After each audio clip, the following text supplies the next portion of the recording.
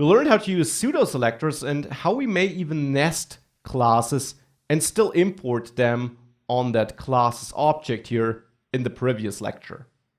Now I want to take care about media queries, and that was something I wanted to do in my person class.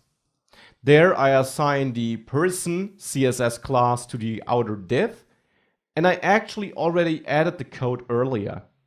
I will simply comment it in. It's a normal CSS media query adjusting our person class with this width if we have a viewport being broader than 500 pixels. I can save this adjusted CSS file, and it will still import this person class fine on this class's object here, even if it's wrapped inside a media query. So what we should see is that if I reload the application and I toggle my persons here, if I increase the viewport, the width of the boxes doesn't change. It only changes if it's small enough.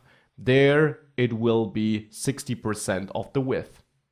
So that was super simple, and whilst it can be kind of challenging to wrap your hand around CSS module, simply think about this classes object here as a JavaScript object which gives you access to a string version of your CSS styles, of your CSS class, but of a CSS class which was adjusted to be unique.